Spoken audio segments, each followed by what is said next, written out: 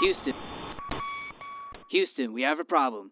DJ Apollo has landed. I repeat, DJ Apollo has landed at Hitmix 88.9 WEIU.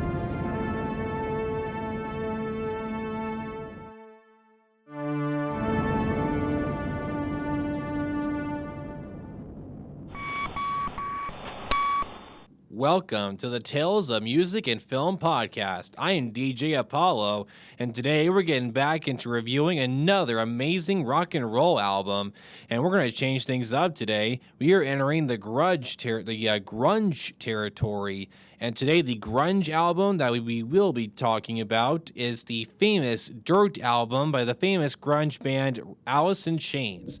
Now, Dirt is one of my favorite 90s albums of all time. If you want to talk about an album that just captures that early 90s grunge sound, Dirt is the one. It is a grunge early 90s masterpiece, and it's 30 years old this year, and to say that it's left a huge impact is an understatement. So, Dirt is the second studio album by the American rock group Alice in Chains, released on September 29th, 1992, through Columbia Records, peaking at number 6 on the Billboard 200 chart.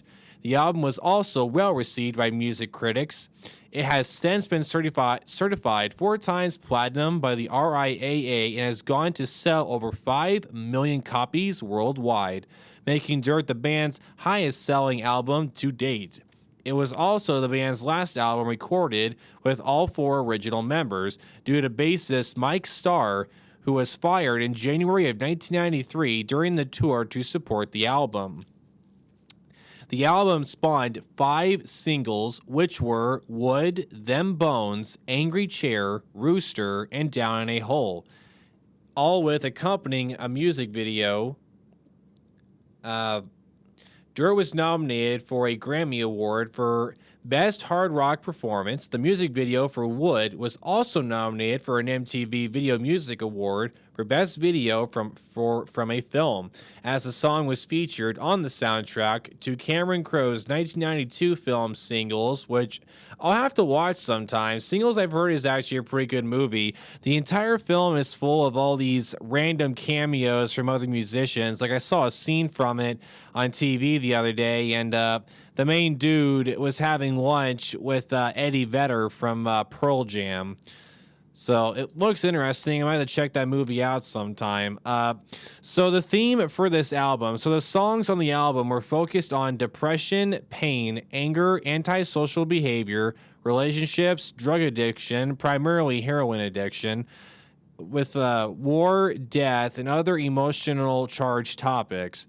For example, the track Iron Gland features Tom Araya from Slayer on vocals, and most of the music from the album were written by guitarist Jerry Cantrell, but for the first time, the vocalist Lane Staley actually wrote 2 songs by himself, and the songs he wrote were named Hate to Feel and Angry Chair, both also featuring Staley on guitar. He didn't play guitar very often. For most of the gigs that I've seen him, he only sang. I saw him play guitar once at the Unplugged concert, but I don't think he played guitar like very often. And the Rolling Stone listed the album at number 26 on its list of 100 greatest albums, 100 greatest metal albums of all time.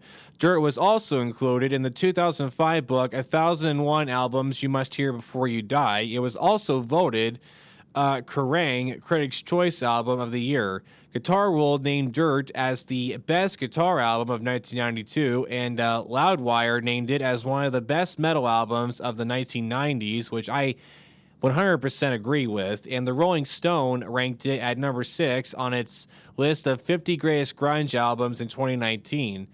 Alice in Chains' 4th studio album, Black Gives Way to Blue, was released on the 17th anniversary of Dirt on September 29th, 2009. So that just shows you like what a huge impact that this record has left on music. I'm sure there's all kinds of bands now that were heavily influenced by the sound and creativity of this record. The recording of Dirt began in the spring of 1992. Producer Dave Jordan, who had previously worked with the band on their debut album, which was named Facelift. It was released in 1990, and it featured Man in a Box. And Dave wanted to work with them again because he admired vocalist Lane Staley's lyrics and voice, and lead guitarist Jerry Cantrell's guitar riffs. The track Wood, produced and engineered and mixed by Rick Praticher. It was recorded before the album, and it first appeared in the soundtrack of the 1992 movie Singles, which was what I was talking about earlier. Dirt was recorded at El Dorado Recording Studio in Burbank, California, London Bridge Studio in Seattle, and One-on-One Studios in Los Angeles from April to July of 1992. In the liner notes of 1999's Music Bank box set collection, Cantrell cited one of the songs Junkhead and Godsmack as the most openly honest songs about drug use.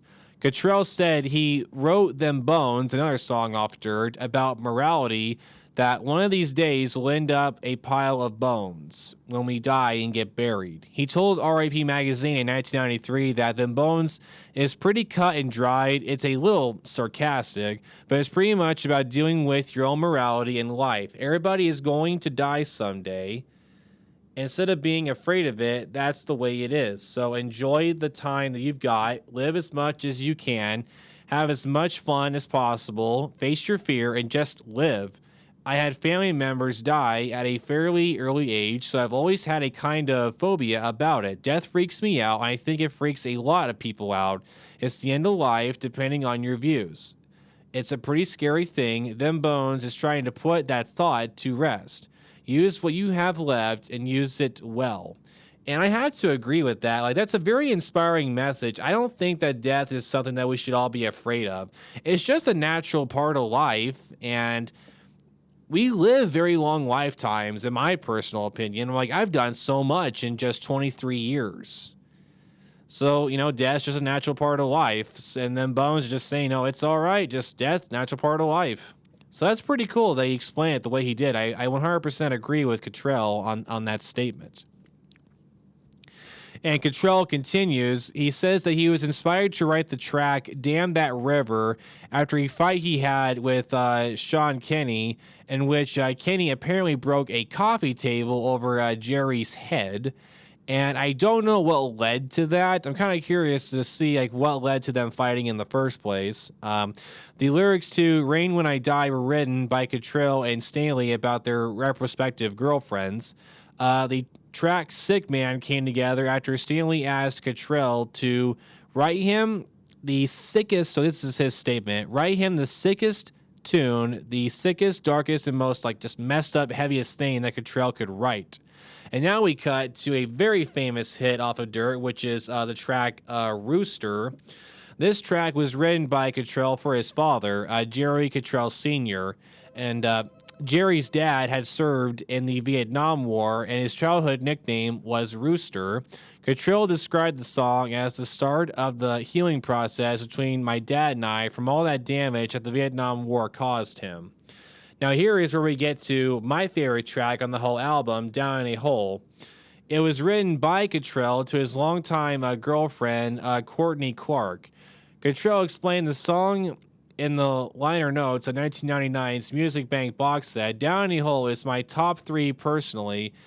It's to my longtime love. It's the reality of my life, the path that I've chosen, and in a weird way, a kind of a foretold where we are right now. It's hard for us to both understand that this life is not conducive to much success with long-term relationships.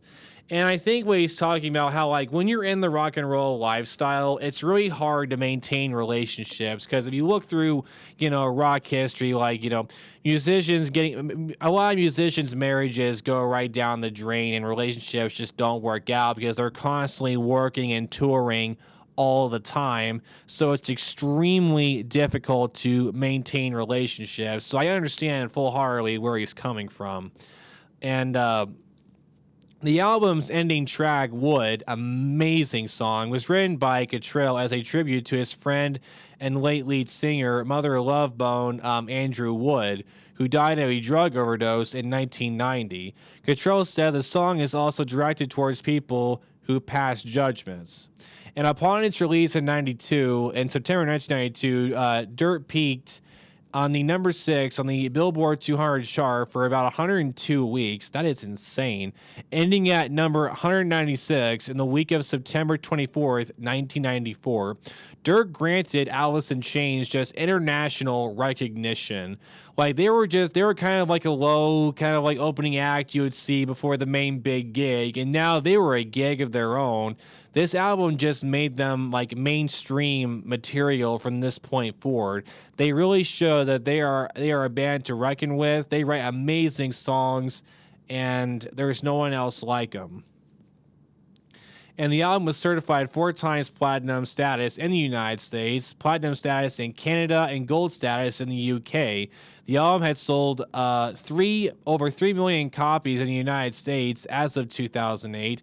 A remastered reissue of the album was released on vinyl on November 23rd, 2009, which is insane. Vinyls have recently made a huge comeback. And it's pretty cool to see that Dirt is getting a lot more recognition now. It's being introduced to the next generation of of music lovers. So that's pretty cool that the next generation is going to be able to hear it as well. Dirt received critical acclaim and is considered by many critics and fans alike as the group's best album. In retrospective review, Steve Huey of the AllMusic said, Dirt is Alice in Chains' major artistic statement and the closest they've ever come to recording a flat-out masterpiece. And I agree with him on that 100%. But I had to disagree with him on one thing. I think Dirt is an absolute masterpiece. I think every track on this album, all 12 tracks, all stand out on their own. I don't think there's ever a weak point. I can listen to this whole thing from beginning to end on a daily basis for like years. Dirt, like I said, included the top 30 single Wood. Like Wood is basically like one of their most famous songs. Like every tour they've done since this album's release has had that song on there, you know, with the singles, Them Bones, Angry Chair, Rooster Down a Hole. They always play those. When Alice in Chains tours, those songs are guaranteed to be on their set lists for sure. And really, that really about covers it on this album. There isn't a whole lot of information to go off of, but these are really the basic facts about the album. And I'm really excited because this was the perfect time for me to bring up Alice in Chains because I am actually going to be seeing this band live in just a couple of weeks at the St. Louis Amphitheater on September 21st. Now, this is going to be a really exciting concert for me. Because the last couple of years I've really been getting into the grunge era. Like Nirvana and Alice in Chains are like some of my favorite bands of all time, along with bands like Pearl Jam. I've just been getting this huge fascination with the 90s grunge period. I wish it would make a comeback, because the music that we got during the 90s was just amazing, beautiful pieces of art. And the Alice in Chains concert, I'm still surprised I'm getting to see this. Never thought I'd get this opportunity. And the best part is I'm going to be going to this concert dressed for the part. I'm going to be wearing my Vans shoes, jeans, an MTV shirt with one of my flannel button shirts and my jean jacket with my 80s calculator watch. And I also grew my hair back out too. So I'm going to this concert looking the part. I'm getting my 90s on. So I'm really excited to see the show, and the band Breaking Benjamin is going to be opening up for them. And a lot of the songs that Alice in Chains will be performing are off of the Dirt album, and with all the information I just provided, it's really no surprise. The music on this have stood the test of time, and I would make the argument that the Dirt album is the perfect depression album. So everybody has their own ways of dealing with their depression. Not everybody has it, but we all suffer at some point in our lives. And it's like, what do we turn to to make ourselves feel better. For me, DJ Apollo, I listen to music whenever I feel down.